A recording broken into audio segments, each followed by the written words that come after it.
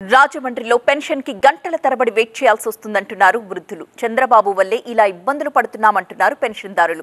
ప్రతి నెల ఇంటి దగ్గర అందించే పెన్షన్ కి టీడీపీయే అడ్డంకులు క్రియేట్ చేసిందని స్థానిక నేతలు విమర్శలు చేస్తున్నారు. ఈ రోజు అంకే ఇవ్వలేదు సార్. ఎప్పుడు 1వ తారీఖు ప్రతి నెల కూడా వాలంటీర్ వచ్చి ఇంటికి వచ్చి ఇచ్చేవారు.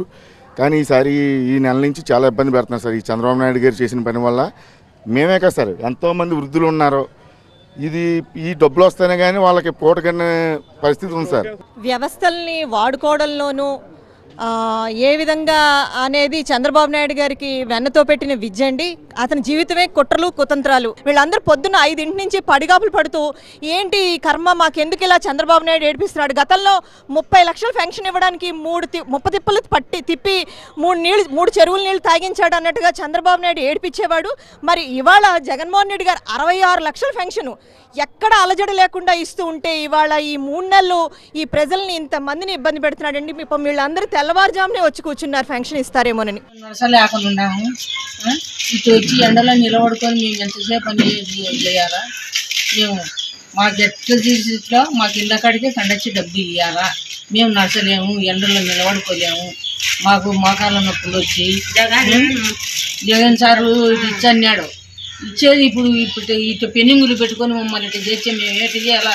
3కు రమ్మంటారు, 3కి ఇచ్చారు, మళ్ళీ రేపు రమ్మంటారు. ఎన్ని రోజులు తిరగాలి సార్? 4 సంవత్సరాలు బాగా ఏదో ఇంకా పొద్దున్న వచ్చి కూర్చున్నాం. నేను ఒక్క పొద్దు ఉడక ఉండ అట్నే కూర్చున్నా. మళ్ళా మాట్లాడ రాళ్ళంటాడు. లేకుంటే ఇప్పుడు కష్టం ఉండదు. ఇంత రోజులు బాగా వస్తున్నది. నాయన ఇంటికాడ పండుకొని ఉన్నా కానీ ఇస్తున్నాడు. దేవుడు చల్లంగా పెట్టు జగన్కి. ఇళ్ళకి తెచ్చిస్తున్నారు నాయన. మమ్మల్ని నిద్ర లేవ కొడుతున్నారు. ఇప్పుడు వచ్చి పడిగాపులు కాయాలని మాకేం కాశారు? మా పింఛను మాకు ఇళ్ళకి తెచ్చిస్తున్నారు కదా.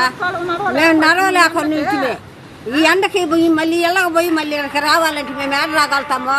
ఇప్పుడు ఏమంటే ఇళ్ళకి తెచ్చిపోయి నడవలేకపోతుంది. ఇప్పుడు టిఫిన్ చేయకపోతుంది. ఇక్కడికి వచ్చి కళ్ళు తిరిగి పడిపోతుంది.